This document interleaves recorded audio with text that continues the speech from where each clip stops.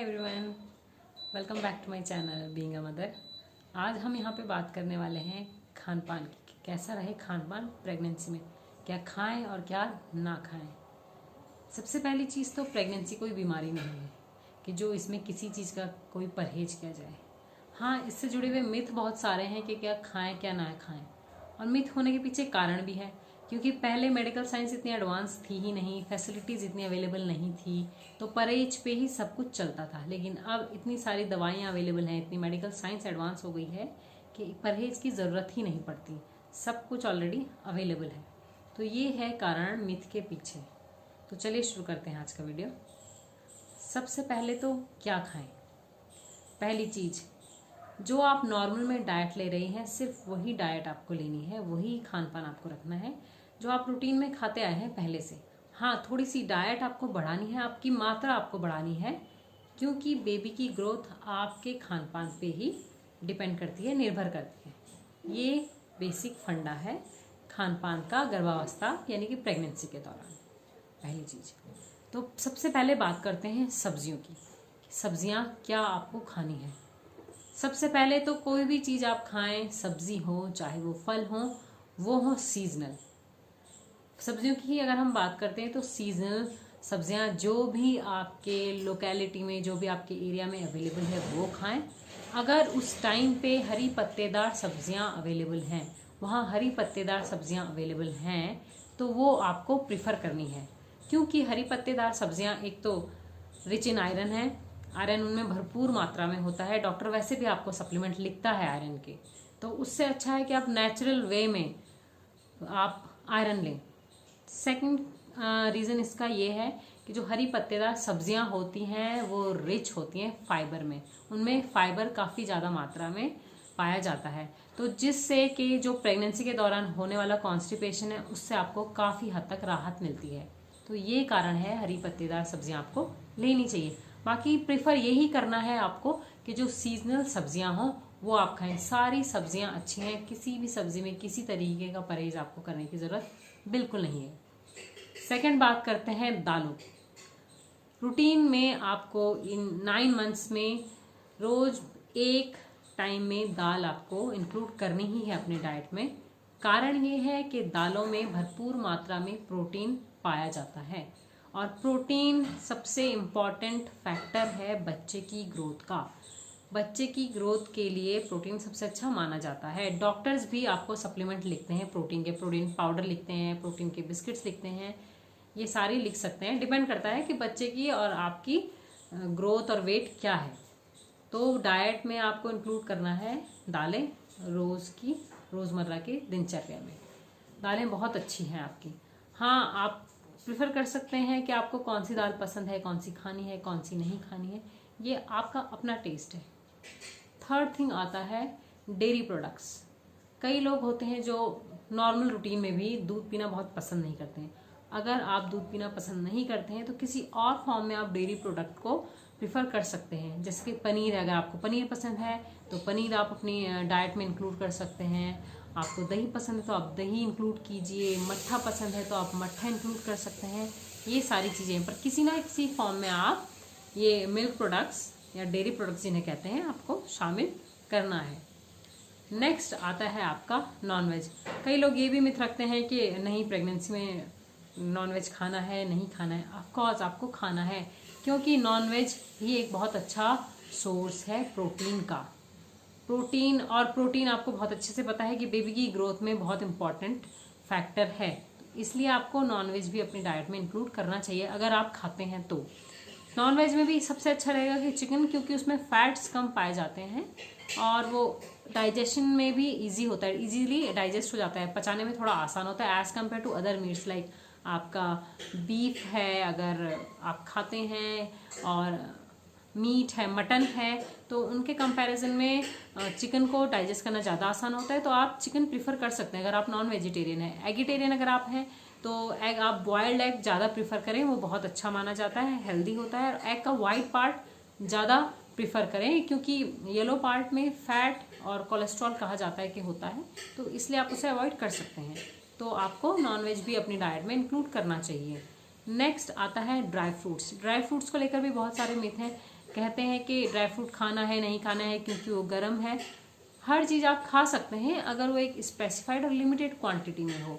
अगर गर्मी का सीज़न है जहाँ आप रहते हैं, वहाँ का वेदर अगर आपको लगता है कि गर्म है, हमें नहीं प्रेफर करना चाहिए, तो उन्हें आप भिगो के खा सकते हैं। अगर डेट्स की हम बात करें, जिन्हें शायद आपके एरिया में छुआरे कहते हो, क्योंकि अपने एरिया में ड्राई डेट्स को छुआरे के नाम से जाना जाता है। खजूर है, छुआरे हैं, ये आप भिगो के खाएं तो ये बहुत अच्छे होते हैं। ये रिच इन फाइबर होते हैं और ये बहुत अच्छा सब्स्टिट्यूट भी है आपके शुगर का। छुआरों में और मतलब डेट्स में, छुआरे कहिए खजूर कहिए, इनमें शुगर होता है, नेचुरल शुगर होता है, जिससे कि डायबिटिक पेशेंट्स या फिर ये कह लें कि डायबिटीज़ होने का कोई खतरा नहीं होता। ये चीनी का बहुत अच्छा सब्स्टिट्यूट होता है। जैसे बच्चे होते हैं तो बच्चों को भी जो पहला मीठा कहा जाता है वो खजूर का ही कहा जाता है, कि खजूर का मीठा बच्चों को सबसे पहले देना चाहिए। तो ये कारण है कि आपको ड्राई फ्रूट्स प्रिफर करने चाहिए। हाँ, अगर आपको लगता है कि गर्म है, जिस एरिया में आप रहते हैं वहाँ गर्म है, तो उनको भिगो के खाएं। लाइक वॉलनट्स है आपका, ड्राई फ्रूट्स में आलमंड है आपके, ये सारे अगर आपको लगता है कि गर्म होंगे तो आप इन्हें भिगो के खा सकते हैं। लिमिटेड क्वांटिटी में 2-4 इतनी क्वांटिटी में आप डेली के अपने डाइट में इन्हें शामिल कर सकते हैं। नेक्स्ट आता है आपका ऑयल। ऑयल है, घी, तेल जिसे हम कहते हैं, वो भी आपको अपनी डाइट में शामिल करना चाहिए। हाँ, लेकिन इसकी क्वांटिटी आपकी बहुत लिमिटेड होनी चाहिए, क्योंकि ये भी कोलेस्ट्रॉल के कारक हैं। तो इनको जितना हो सके लिमिटेड क्वांटिटी में आप अपने खाने में शामिल करें। नेक्स्ट है आपका फ्रूट्स। फ्रूट्स भी जितने आप खाएं वो सीजनल फ्रूट्स ही हों, उन्हीं को आप प्रिफर करें, क्योंकि फ्रूट्स में भी अलग अलग फ्रूट्स में अलग अलग विटामिन हैं, मिनरल्स हैं, पोटेशियम है, मैग्नीशियम है, जो होने वाले बच्चे के लिए बहुत अच्छे हैं, उसकी ग्रोथ के लिए बहुत अच्छे हैं। नेक्स्ट है रोटी। रोटी अगर आप प्रिफर करें हो सके तो मल्टीग्रेन आटा, हर तरीके का आटा उसमें मिक्स हो, जैसे कि मकई का आटा है आपका, उसमें कुट्टू का आटा है आपका, गेहूं का आटा है, क्योंकि इन सब आटों में होता है फाइबर। चोकर वाला मोटा आटा आप यूज़ करें, फाइबर कॉन्स्टिपेशन से रिलीफ के लिए बेस्ट माना जाता है। तो रोटी आप ज़रूर अपनी डाइट में शामिल करें। नेक्स्ट आता है लिक्विड डाइट। जूसेस हो सके तो होममेड हो। जूस से ज़्यादा अच्छा होता है फ्रूट खाना, क्योंकि फ्रूट में फाइबर्स आपके काफ़ी प्रचुर मात्रा में पाए जाते हैं, तो जूस से ज़्यादा अच्छा होता है फ्रूट खाना। हाँ, अगर आपको फ्रूट में लगता है कि आप खाने के मूड में नहीं हैं, इजीली मैं जूस मुझे अवेलेबल हो जाएगा, तो होममेड जूस ही आप प्रेफर करें। मट्ठा ले लें लिक्विड डाइट में आप। पानी जितना हो सके, एक नॉर्मल इंसान को भी 3 से 4 लीटर पानी कहा जाता है, रिकमेंड किया जाता है। तो आप तो फिर एक प्रेग्नेंट लेडी हैं, तो हो सके तो अपनी पानी की मात्रा को 4 से 5 लीटर रूटीन में लेके चलें। इससे जो है आपका कॉन्स्टिपेशन भी काफ़ी हद तक कम हो जाता है, एसिडिटी की प्रॉब्लम इससे काफ़ी कम हो जाती है। तो ये डाइट आपको बढ़ानी है, पानी की मात्रा आपको अपने आप में काफ़ी ज़्यादा बढ़ानी चाहिए।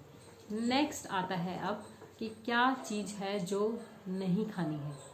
वैसे तो प्रेगनेंसी में कोई चीज़ का, किसी चीज़ का परहेज नहीं है, जैसे कि मैं पहले भी कह चुकी हूँ। अपनी ही मैं आपसे बात करती हूँ, तो पहली प्रेगनेंसी में मैंने भी काफ़ी परहेज रहा, क्योंकि फर्स्ट प्रेगनेंसी थी, इतना ज़्यादा नॉलेज नहीं होता है, इतनी ज़्यादा एक्सपीरियंस नहीं होता है। जो जैसा होता है कहा जाता है मानने का मन करता है, क्योंकि हर तरफ से काफ़ी ज़्यादा डाउट्स, काफ़ी ज़्यादा चीज़ें सुनने को मिलती हैं।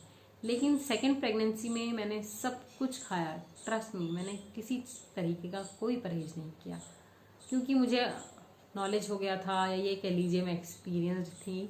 सेकेंड प्रेगनेंसी में मैंने सारे फ्रूट्स खाए हैं, जो मना किए जाते हैं वो भी खाए हैं। हाँ, मैंने डॉक्टर से कंसल्ट ज़रूर किया था एक बार खाने से पहले कि क्या डॉक्टर मैं खा सकती हूँ, तो मेरी डॉक्टर ने भी मुझे सेम चीज़ सजेस्ट की थी कि कोई भी चीज़ लिमिटेड मात्रा में खाओगे तो उसमें कोई प्रॉब्लम नहीं है। तो अब बात करते हैं कि क्या नहीं खाना चाहिए। तो सबसे पहली चीज़ है, फास्ट फूड आप बिल्कुल बंद कर दीजिए। फास्ट फूड एक नॉर्मल इंसान को भी कहा जाता है कि अवॉइड ही करना चाहिए। क्यों? क्योंकि ज़्यादातर फास्ट फूड के अगर हम देखें तो रिफाइंड फ्लोर से बने होते हैं। रिफाइंड फ्लोर मतलब मैदा, जो कि पेट के लिए बिल्कुल अच्छा नहीं माना जाता है, कॉन्स्टिपेशन भी क्रिएट करता है, इसलिए फास्ट फूड बिल्कुल अवॉइड कर दें। Fiji drinks like cold drinks हैं, इनमें भी काफ़ी ज़्यादा मात्रा में रिफाइंड शुगर होती है, जो कि बिल्कुल भी अच्छी नहीं होती है हेल्थ के लिए। तो इसको भी आपको अवॉइड करना है। ज़्यादा स्पाइसी फूड है वो एसिडिटी क्रिएट करता है, वो बिल्कुल अवॉइड कर दीजिए। हाँ, होता है प्रेगनेंसी में काफ़ी क्रेविंग होती है कई बार मसालेदार चीज़ें खाने की, चटनी खानी है, अचार खाना है, वंस इन अ वाइल चलता है, लेकिन ये चीज़ें एसिडिटी क्रिएट करती हैं, इसलिए इनको जितना हो सके अवॉइड कीजिए, कम कीजिए। अब बात करते हैं जुड़े हुए मिथ्स की, जो कि फ्रूट्स के, खास करके फ्रूट्स के रिगार्डिंग है। पपाया सबसे पहली चीज़ है कि पपीता खाना है या नहीं खाना है। ऑफ कोर्स पपीता खाना है, लेकिन तब खाना है जब वो अच्छे से पका हुआ हो और उसके आपने अच्छे से छिलका निकाल दीजिए, उसका वाइट पार्ट बिल्कुल निकाल दीजिए, उसे अच्छे से धो लीजिए। 1 से 2 फाँके आप उसे रूटीन में शामिल कर सकते हैं, क्योंकि कॉन्स्टिपेशन से काफ़ी ज़्यादा रिलीफ भी देता है पपाया, उसमें पानी की बहुत ज़्यादा मात्रा पाई जाती है। सेकंड फ्रूट माना जाता है आपका पाइनएप्पल। पाइनएप्पल भी बहुत अच्छा नहीं होता है, प्रेगनेंसी में नहीं खाना चाहिए। मेरी मैं बात करूँ तो सेकंड प्रेगनेंसी में मुझे बहुत ज़्यादा नौजेरा, शुरुआती 3 से 4 महीनों में मैंने बहुत ज़्यादा वेट रिड्यूस किया है, मुझे कुछ खाने का मन नहीं करता था, बहुत उल्टियाँ होती थी। पाइनएप्पल था जिसकी मुझे क्रेविंग हुई, मैं एक बार शॉपिंग के लिए गई, मुझे पाइनएप्पल दिखा तो मेरा मन किया मैं पाइनएप्पल ले लूँ, खा लूँ, तो मैंने लिया। हाँ, मैंने लिमिटेड मात्रा में रोज़ की 1 से 2 बाइट में लिया करती थी, छोटी छोटी, और खाया करती थी, तो मैंने खाया है। नेक्स्ट आता है आम। आम के बारे में भी बहुत मिथ है कि खाना है नहीं खाना है। आम एक ऐसा फल है जो कि आजकल बाकी फल तो 12 महीने आपको दिख जाते हैं, लेकिन आम ऐसा फ्रूट है जो सीजनल ही दिखता है, और टेस्ट भी उसका तभी आता है जब वो सीजन में आया हो। तो आम की मुझे बहुत क्रेविंग हुई, तो मैंने अपने डॉक्टर से पूछा कि मुझे आम खाना चाहिए कि नहीं खाना चाहिए। तो मेरी डॉक्टर बहुत ही अच्छी, बहुत ही फ्रेंडली नेचर की थी, बहुत ही जॉली नेचर की थी, तो मुझे कहती है अभी आम नहीं खाओ तो क्या दिसंबर के महीने में आम खाओगे क्या? तो वो भी मैंने खाया है। हाँ, लिमिटेड मात्रा में खाया है, लेकिन वो भी मैंने खाया है। केला, केला का मुझे समझ नहीं आता है लोग क्यों मना करते हैं। केला भी मैंने रोज रूटीन में 1 केला खाया, जब मुझे कुछ नहीं लगता था कि क्या खाऊं। मेरा केला क्योंकि ऐसा होता है ना, सॉलिड होता है, उसको खाओ तो लगता है हाँ पेट भरा हुआ है, इसलिए मैंने केला भी खाया है। नारियल पानी का भी मैंने सुना है, बल्कि नारियल पानी तो अमृत जिसे कहते हैं वो चीज़ है। पानी अगर कम है, जिसे अम्यूनियोटिक फ्लूइड कहते हैं, जिसमें बच्चा जिस पानी में रहता है, जिस लिक्विड में रहता है, उस पानी को बढ़ाने में मदद करता है नारियल पानी। हाँ, अगर आपको फ्रेश मिल जाए तो उससे बढ़िया तो कुछ है ही नहीं। रूटीन में आप उसे एक शामिल कर लीजिए, उससे अच्छी चीज़ बिलीव मी कोई नहीं है। डिहाइड्रेशन को भी भगाता है आपका नारियल पानी। तो ये चीज़ें थी, ये कि क्या खाना है क्या नहीं खाना है। नॉर्मल रहिए, फ्री रहिए, बिल्कुल अच्छा सा म्यूज़िक सुनिए। ये जर्नी बार बार नहीं आती है, इस टाइम को एंजॉय कीजिए, खुल के खाइए, अच्छे से खाइए, लिमिट में खाइए, खुश रहिए, मस्त रहिए। ये लाइफ की बेस्ट जर्नी है। तो उम्मीद करती हूँ आपको मेरा वीडियो पसंद आया होगा। अपना फीडबैक ज़रूर दें, मेरे चैनल को लाइक करें, सब्सक्राइब करें, शेयर करें। Thanks for watching, bye bye.